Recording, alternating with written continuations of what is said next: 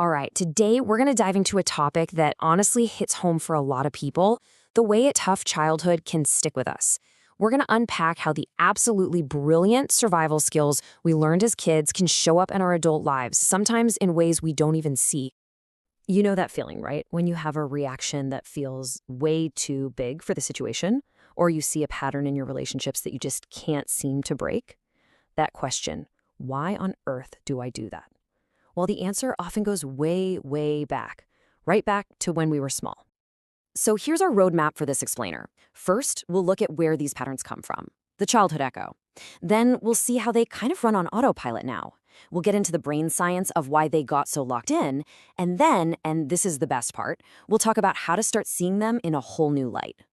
Okay, so first things first, to really get the adult, you have to go back and understand the child. We need to be clear on what we mean by childhood adversity, because it's the thing that sets the stage for, well, pretty much everything that comes next. And this is so important. We're not always talking about one single huge traumatic event. A lot of the time, it's about the environment.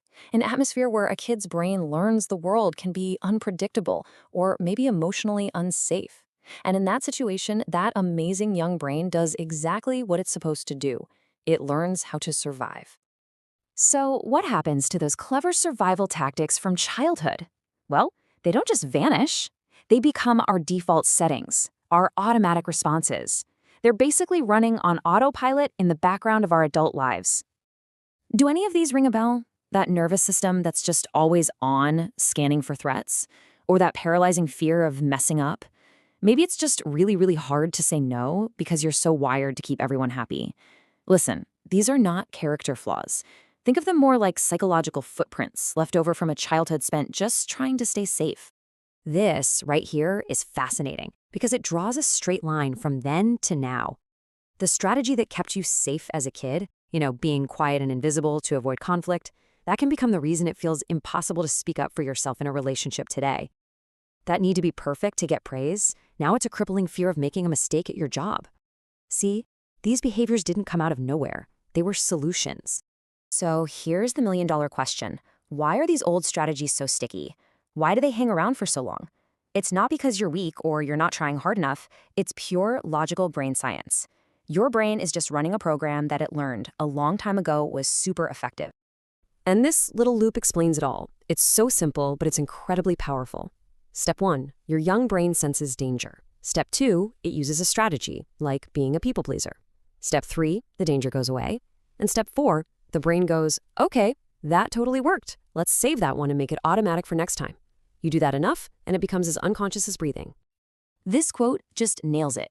Your brain did its job perfectly. It adapted to keep you safe.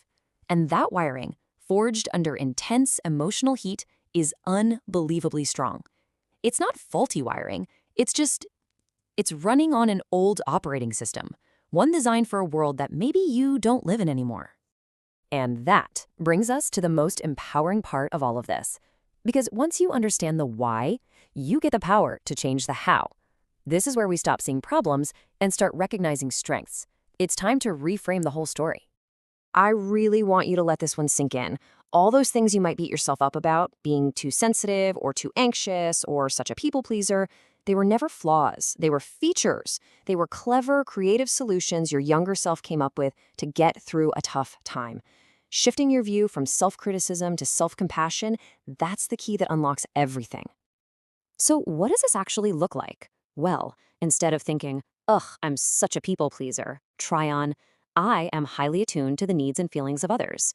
Instead of, I can't trust anyone, how about, I am exceptionally discerning about who I let close. See how that feels? I'm too sensitive becomes, I am deeply empathetic. We're not denying the pattern. We are honoring the skill that's hidden inside it.